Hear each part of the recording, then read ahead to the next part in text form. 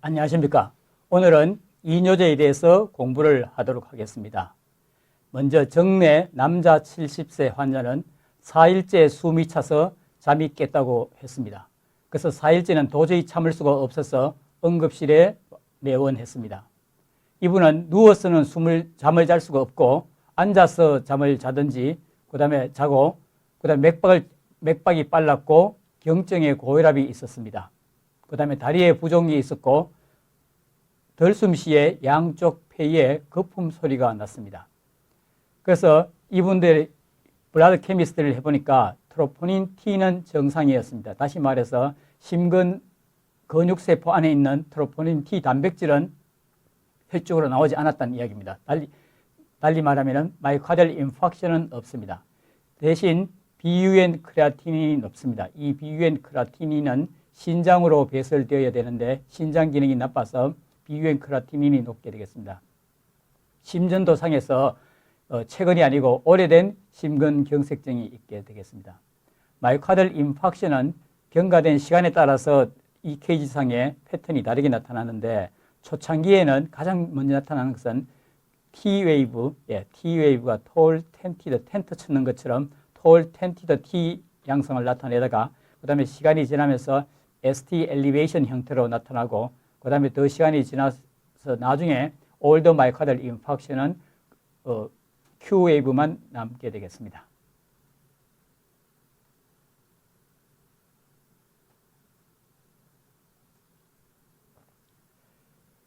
그 다음에 자심실 박출률이 감소되어 있어서 수축력 촉진제하고 심장혈관 확장제, 그 다음에 에이스 억제제, 고리 이뇨제를 사용했습니다. 그리고 왼쪽 앞내림 심장 동맥에 협착이 생겨서 풍선혈관 성형술과 스텐트 치환술을 시작했습니다.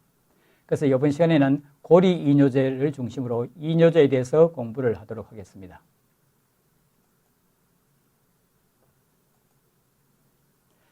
신장의 기능적 단위를 네프론이라고 하죠. 사구체하고 세뇨관을 말하는데 이 사구체에서 여거가 일어나고 그 다음에 세뇨관에서 제흡수와 분비가 일어나게 되겠죠. 그래서 이 여과 제흡수 분비를 네프론의 3대 주요 기능이라고 하겠습니다. 사구체에서 이어가된 여가액은 주로 근위세뇨관 프록시멀 컨볼리트 튜블에서 제흡수가 일어나고 70%가 프록시멀 컨볼리트 튜블에서 제흡수가 일어나고 30%만 헬레고리에 진입하게 되겠습니다.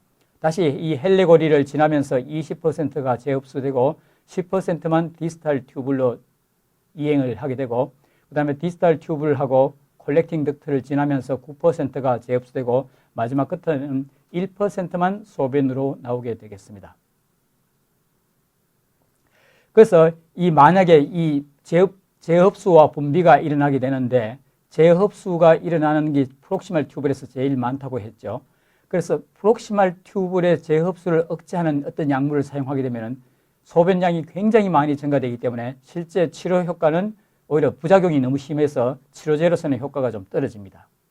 그 다음에 헬레고리에 작용해서 제흡수를 억제하는 약물들, 이 루프 다이우레틱스인데 이 약물은 상대적으로 이뇨작용이 강하고 효과가 빨리 나타나기 때문에 주로 응급실에서 하트 페일러가 있어서 숨이 찬 환자들한테 이 루프 다이우레틱스를 사용하게 되겠습니다.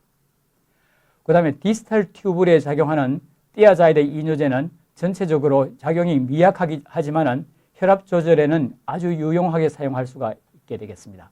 그래서 전체적으로 이뇨제 중에서 가장 많이 사용되는 이뇨제는 티아자이드 이뇨제가 되겠고 이 티아자이드 이뇨제는 주로 고혈압 치료작용에 사용하겠습니다. 그에 비해서 루프 다이우레틱스 고리 이뇨제는 비교적 작용이 강하기 때문에 응급실에서 울열성 심부전 치료할 목적으로 사용하고 특히 정내에서처럼 환자가 숨이 찰 때 심부전 때문에 숨이 찰 때 루프 다이우레틱스를 사용하게 되면 인해 호전되는 것을 관찰할 수가 있게 되겠습니다. 그 다음 포타슘 스페어링 다이우레틱스 앞에 두 가지 이뇨제 티아자이드 이뇨제하고 루프 다이우레틱스 이 두 가지는 필연적으로 하이포칼레믹 메타볼릭 알칼로시스를 유발하게 되겠습니다. 그래서 이 하이포칼레미아를 유발하기 때문에 그것을 상쇄시키기 위해서 같이 앞에 있는 두 가지 약재와 같이 사용함으로 해서 포타시움 밸런스를 맞춰주는 약재가 되겠습니다. 그래서 앞서 재흡수는 프록시말 튜블에서 약 70%가 재흡수가 된다고 했죠. 그래서 왜 그런가 하면은 전자현미경 상으로 보면은 그 구조가 명확히 드러나서 차이점을 이해할 수가 있게 되겠습니다. 프록시말 튜블의 상피세포에 보면은 마이크로필라이가 아주 잘 발달되어 있는 것을 관찰할 수가 있습니다. 이에 비해서 디스탈 튜블에는 마이크로빌라이가 적은 것을 관찰할 수가 있습니다.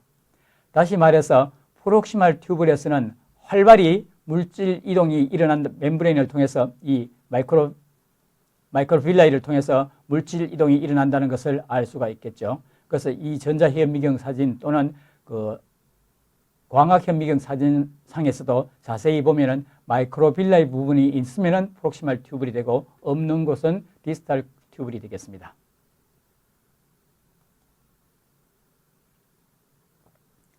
그 다음에 레닌, 안조텐신, 알도스테론 시스템은 혈압 조절 또는 울열성 심부전 조절에서 이 시스템을 활용해서 치료제로 사용하게 되는데 안조텐신 컨버팅 엔자임 이니비터를 사용해서 치료를 하게 되죠. 그래서 여기에 대한 것은 아주 많이 연구가 되어 있습니다. 그래서 간에서 만들어지는 엔조텐신 노젠이 엔조텐신 1으로 바뀌는데 이때 콩팥에서 콩팥 죽사 글로메룰라 셀에서 분비되는 레닌이 분비돼서 이것을 엔조텐신 노젠을 엔조텐신 1으로 바꾸게 되었고, 그 다음에 엔조텐신 1은 폐혈관 내피세포에 있는 엔조텐신 컨버팅 엔자임에 의해서 엔조텐신 2로 바뀌게 되면 이것이 활성 물질로 작용해서 아드리날 콜텍스에서 알도스테론을 분비하고 레날 튜블에서 소듐을 재흡수를 하고 레날 이프런트 튜브를 메이저 컨스트럭션 시키고 하이포탈라무스에서 ADH 분비를 시크션 시키고 그 다음에 하트의 리모델링을 시키는 작용을 하고 있습니다. 이 레닌은 1900이 아니고 1897년인가 그때 한 120년 전에 이 레닌이 제일 먼저 발견됐습니다. 그에 비해서 이 프로레닌 리셉터는 프로레닌이 결합하는 프로레닌 리셉터는 가장 최근에 발견됐는데 아직도 여기에 대한 연구들이 활발히 진행되고 있다는 것을 보여주고 있습니다. 그 다음에 다시 사구체가 이렇게 있으면은 사구체 내로 피가 들어가는 것을 에이프런트 아트리올, 그 다음에 사구체를 한 바퀴 돌고 나서 나오는 것을 이프런트 아트리올이라고 하죠. 그 다음에 여기 좀 더 지나야지만이 모세혈관이 되겠습니다. 그래서 사구체에 들어갔다 나오는 혈관은 동맥, 정맥이 아니고 둘 다 동맥이 되겠습니다. 예, 동맥이 되는데 여기서 그 다음에 이 사구체하고 사구체에서부터 여과되면 요 프록시말 컨볼리트 튜블이 여기 연결되겠죠. 프록시말 컨볼리트 튜블이 연결됐다가 그 다음에 헬레골이 지나고 나서 헬레골이 끝부분하고 디스탈 튜블 시작하는 그 경계 부분쯤 되는 곳이 디스탈 튜블이라고 이름을 하는데 이것이 다시 사구체하고 만나는 부분이 있습니다. 그래서 요 디스탈 튜블하고 에이프런트 아트리올, 이프런트 아트리올하고 만나는 부분을 이걸 적수다 그로메룰라 아파라투스라고 하고 요 상피세포가 좀 변형된 것이 마쿨라 덴자 셀이라고 하게 되겠습니다. 이 마쿨라 덴자 셀에서 이 튜블 내에 소듐이 얼마나 있는지 없는지를 감지해서 그 다음에 적수다 그로메룰라 셀에 신호를 줘서 다시 레닌을 분비하도록 한다는 거죠. 그래서 이 적수다 그로메룰라 셀, 다시 옆으로 가서 적수다 그로메룰라 셀에서 레닌이 분비되는데 이 레닌을 분비하는 이 스티뮬레이터리 시그널이 사이클릭 AMP가 되겠습니다. 사이클릭 AMP 농도가 증가지면 레닌이 분비되고 대부분의 어떤 시크레터리 펩타이드 또는 시크레터리 프로테인들은 캘슘치가 증가되면 분비되는데 레닌은 반대로 캘슘치가 증가되면 오히려 감소되게 되겠습니다.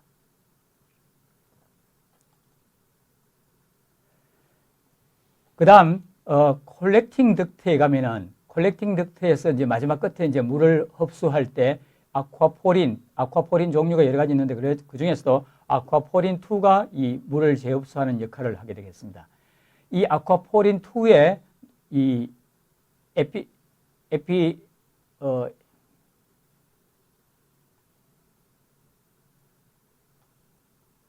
아쿠아포린2의 트랜스로케이션을 베이조라테랄 멤브레인하고 에피카리알 멤브레인이 있는데 이쪽 트랜스로케이션에 관계되는 조절하는 것이 안티다이우레틱 호르몬이 되겠습니다. 이 안티다이우레틱 호르몬이 분비돼서 또는 안티다이우레틱 호르몬, 베이조프레신 발견했는 사람들이 달라서 각각 이름을 다르게 이름을 붙였죠. 그래서 이것으로 봤을 때 ADH 또는 베이조프레신은 혈관 수축 작용도 있고 그 다음에 안티다이우레틱스니까 이 이뇨작용이 항이뇨작용이 있다는 것을 알 수가 있게 되겠습니다.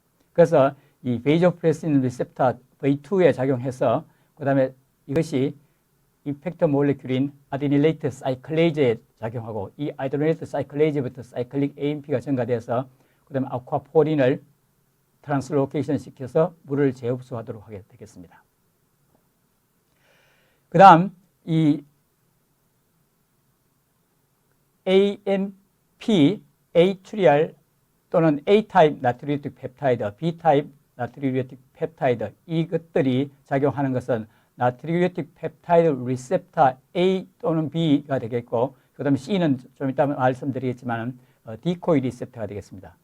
AMP나 BMP가 나트리우레틱 펩타이드 리셉터 A에 작용하게 되면은 이것이 트랜스멤브레인 도메인을 거쳐서 사이토솔릭 도메인에 있는 구아닐레이트 사이클레이즈를 액티베이션 시켜서 그 다음에 이 구아닐레이트 사이클레이즈가 그 작용을 시그널링 하도록 되겠습니다. 그래서 이 우리 몸에 구아닐레이트 사이클릭 GMP를 만드는 효소는 크게 두 가지 타입이 있는데 솔유블 타입의 구아닐레이트 사이클레이즈가 있고 그다음에 파티큘레이트 타입의 구아닐레이트 사이클레이즈가 있습니다. 달리 말하면 솔유블 타입의 구아닐레이트 사이클레이즈는 사이토졸에 있는 것이고 파티큘레이트 타입의 구아닐레이트 사이클레이즈는 이거는 멤브레인의 리셉터 타입으로 존재하게 되겠습니다. 그래서 다음 시간에 나오겠지만은 나이트릭 옥사이드는 솔유블 구아닐레이트 사이클레이즈를 액티베이션 시키는 대표적인 물질이 되겠고 AMP나 BMP는 파티큘레이트 구아닐레이트 사이클레이즈를 액티베이션 시키는 대표적인 물질이 되겠습니다. 그 다음에 디코이 리셉터에 대해서 말씀드리고자 하는데 이 마치 나이트리우레틱 펩타이드 리셉터 C는 A와 비슷하지만은 엑스트라셀룰러 도메인하고 트랜스멤브레인 도메인은 있는데 사이토졸릭 도메인, 엔자이매틱 도메인이 결여되어 있습니다. 그래서 이때 AMP나 BMP가 여기 NPRC에 바인딩하게 되면은 더 이상의 시그널링이 일어나지 않게 되겠죠. 다시 말해서 전체적으로 전체 AMP나 BMP는 일정한데 AMP나 BMP가 A타입 리셉터에 붙게 되면 세포 내에 시그널링이 일어나게 되겠지만 C타입 리셉터에 바인딩하게 되면 세포 내에 시그널링이 일어나지 못하겠죠. 그래서 이와 같은 리셉터가 라이겐드하고 결합은 하지만은 셀 시그널링이 일어나지 않도록 하는 이와 같은 리셉터를 디코이 리셉터라고 이야기합니다.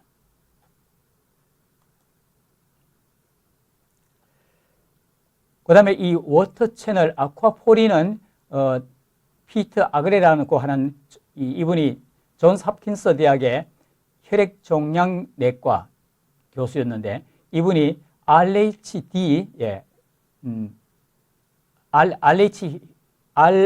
혈액형을 연구하는 분이었는데 RH 혈액형을 연구하다가 이 웨스턴 블라스를 하니까 RH 혈액형 글라이코프로테인 바로 옆에 이상한 밴드가 떠서 그것이 뭔가 궁금하게 생각하면서 알고 보니까 나중에 그것이 아쿠아포린이었다는 거죠. 그래서 이 아쿠아포린을 발견해서 2003년도에 노벨 화학상을 수상했습니다.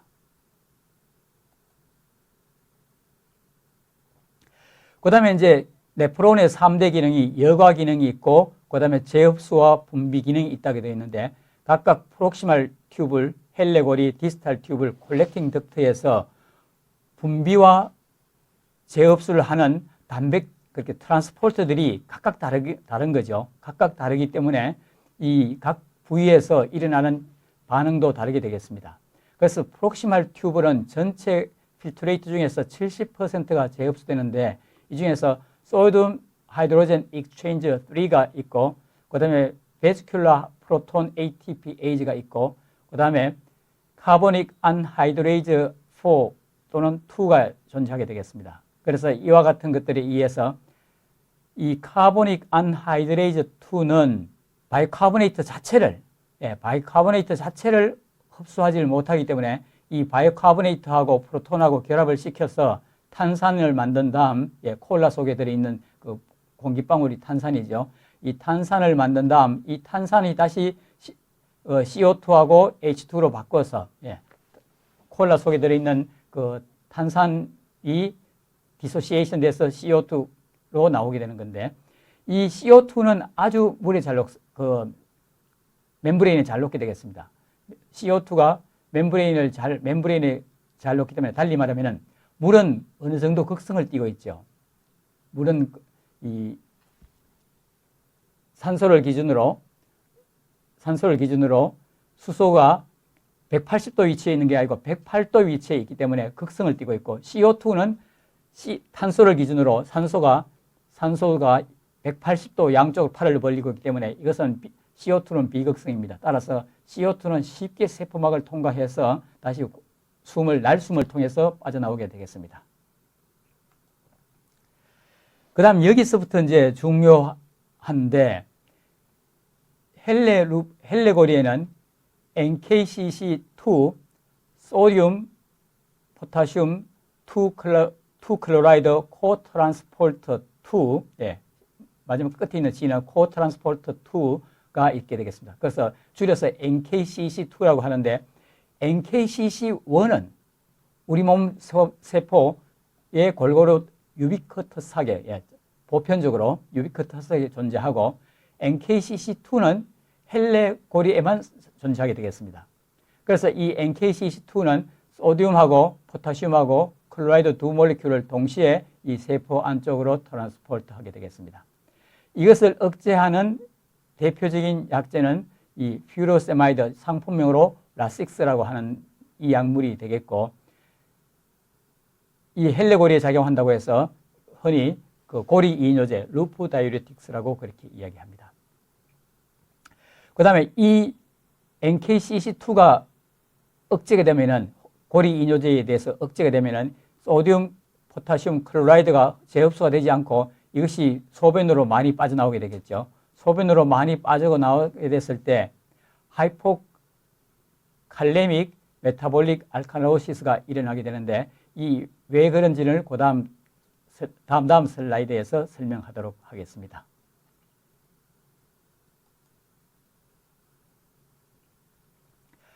그 다음에 이거는 디스탈 컨볼리트 튜블인데 디스탈 컨볼리트 튜블은 앞서 헬레고리에서는 NKCC2가 있었는데 디스탈 튜블에서는 NCC, 소디움 클로라이드 코트란스포터 NCC가 존재하게 되겠고 이 NCC는 티아자이드 이뇨제에 의해서 억제되게 되겠습니다. 그래서 이 고리 이뇨제와 마찬가지로 부작용이 나타난다면 하이포칼레믹 메타볼릭 알칼로시스가 나타나게 되겠습니다.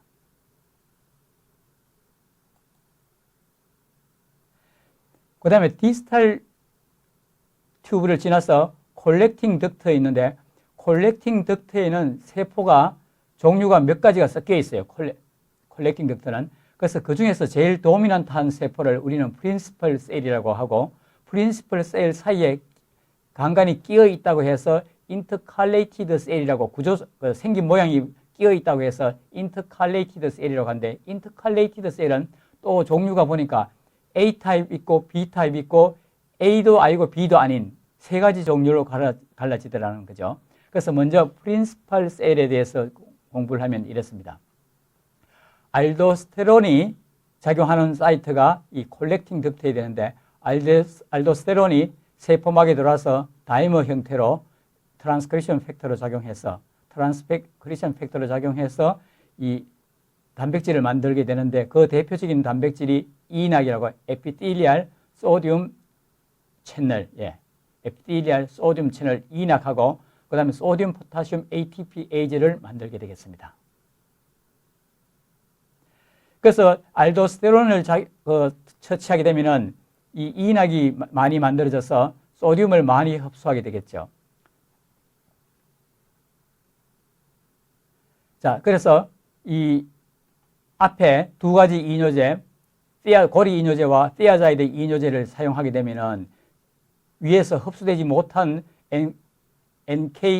NKCl이 밑으로 내려와서 콜렉팅 덕트에 도달하게 되겠죠. 그러면 도달하게 되면은 여기서 소듐이 흡수가 되면서, 소듐이 위에서 흡수되지 못했던 소듐이 흡수가 되면서 그 다음에 ROMK, 리널 아우터 메듈라리 포타슘 채널에 의해서 이 ROMK가 작동해서 포타슘은 오히려 소변으로 빠져나가게 되겠습니다. 그래서 하이포칼레미아가 나타나게 되겠고, 그 다음에 이제 알칼로시스가 나타나는 것은 그 다음에 이야기하는데, 자, 여기서 인터칼레이티드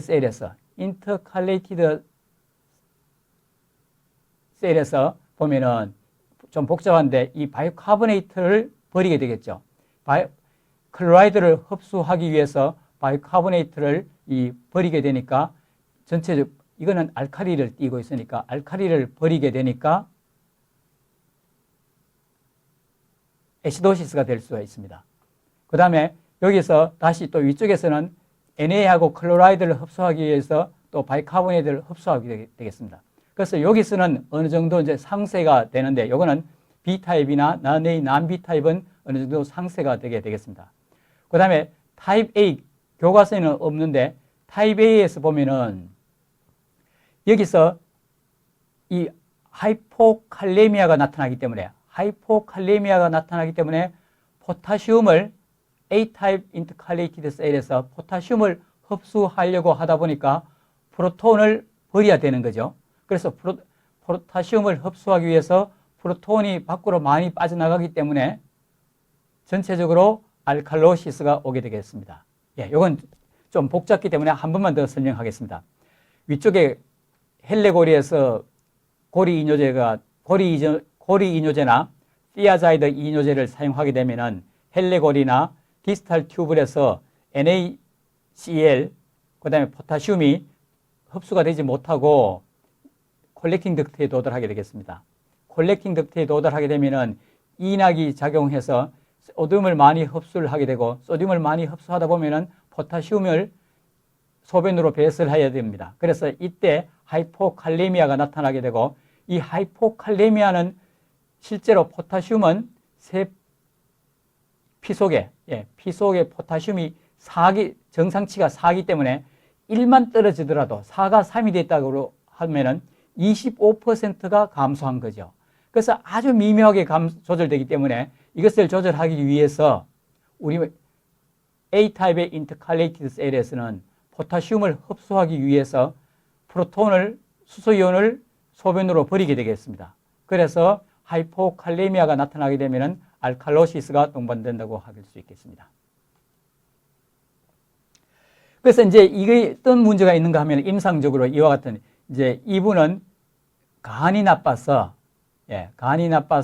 배가 불룩 튀는 복수가 차여져 있는 경우가 되는데, 이 복수를 배 속에 이제 차 있으면은 이 복수를 빼기 위해서 주사기를 꼽아서 복수를 빼내는 것도 한 방법이 되겠죠. 이건 물리적으로 빼내는 방법. 양리학적으로는 이뇨제를 사용하면 복수를 좀 뺄 수가 있게 되겠습니다. 그래서 이뇨제, 티아자이드 이뇨제나 그 다음에 고리 이뇨제를 사용하게 되면은 메타볼릭 알칼로시스가 일어난다 그랬죠.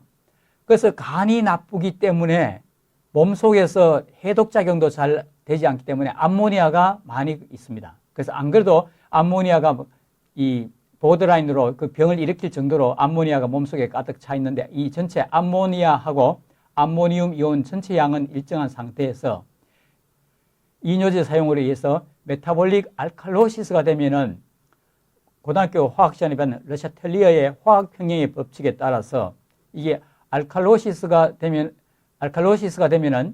이 수소이온 농도를 증가시키는 방향으로, 알칼로시스라고 하는 것은 수소이온 농도가 남기 때문에 이 화학평형 중에서 수소이온 농도를 증가시키는 방향으로 이렇게 방향이 돼서 암모니움 이온보다는 암모니아가 훨씬 더 많아지고, 이 암모니움 이온은 세포막 통과가 어렵습니다. 왜 그런가 하면 이건 이온을 띠고 있기 때문에. 그걸 많이, 플러스 극을 많이 띠고 있는 것은 지방을 잘 통과할 수가 없습니다. 그래서 이거는 극이 없죠. 없으니까 지방막, 세포막을 잘 통과해서 뇌로 쉽게 들어가서 같은 양의 암모니아가 피 속에 있을 때라도 메타볼릭 알칼로시스가 되면은 암모니아가 뇌 속으로 많이 가서 헤파틱 엔도플로퍼시를 일으키고 환자가 코마에 혼수 상태에 빠지게 되겠습니다. 그 다음에 이 레닌 엔조텐신 시스템을 활용해서 치료제로 이제 많이 사용하게 되는데, 그 중에서 지금 가장 많이 사용하고 있는 것이 에이스 이니비터하고 엔지오텐신 리셉터 엔타고니스트, 이 두 가지가 많이 사용되고 있습니다. 자, 근데 엔조텐시노젠이 엔조텐신 1으로 되고, 엔조텐신 1이 엔조텐신 2가 되고, 이 메커니즘 중에서 실제로 화학 반응으로 봤을 때는 레이트 리미팅 하는 사이트가 이 엔조텐시노젠이 엔조텐신 1으로 되는 이 사이트가 전체적으로 레이트 리미팅 단계가 되겠습니다. 그래서 이론적으로는 레닌 이니비트를 개발하는 것이 에이스 이니비트를 개발하는 것보다도 훨씬 더 좋습니다. 이론적으로. 왜 그런가 하면은 엔조텐시노젠이 엔조텐신 1으로 바뀌는 이 단계가 레이트 리미팅 스텝이기 때문에 레닌 이니비트를 개발하는 것이 이론적으로 맞는데, 화학 합성하는 단계에서 레닌 이니비터 개발보다는 에이스 이니비터 개발이 훨씬 더 수월해서 20년 먼저, 한 30년 먼저 생겼습니다. 그래서 약물은 에이스 이니비터가 먼저 나왔고, 그 다음 엔조텐신 리셉터 엔타고니스트가 나오고, 이 두 가지가 나오고 난 다음에 특허도 다 끝나고 나서 그 다음에 마지막 끝에 레닌 이니비터 알리스키린이라고 하는 이 약물이 나왔습니다.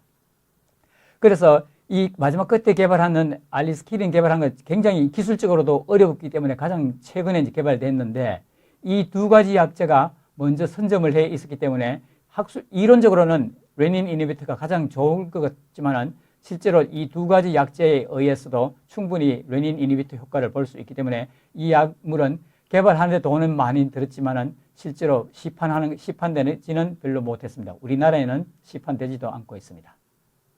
자, 그래서 이 제일 먼저 개발된 에이스 이니비터를 먼저 사용하고 있다가 이게 70년대 개발되고 나서 80년대 후반에 한 15년 차를 두고 에이스1 리셉터 안타고니스트가 개발됐는데, 15년이면은 특허가 딱 만료되는 시점이죠.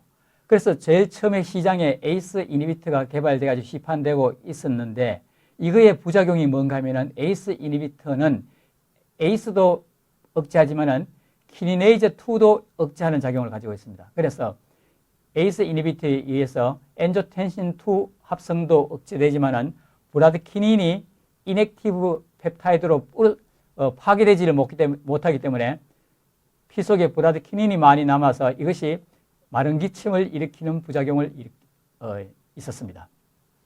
그래서 이 에이스 이니비터는 혈중 브라드키닌 농도가 높아서 마른 기침을 유발했기 때문에 마른 기침이 있는 사람들은 에이스 이니비터를 사용하지 않고 그다음에 엔조텐신 리셉터 블라커를 사용하는 것을 권하게 되겠습니다.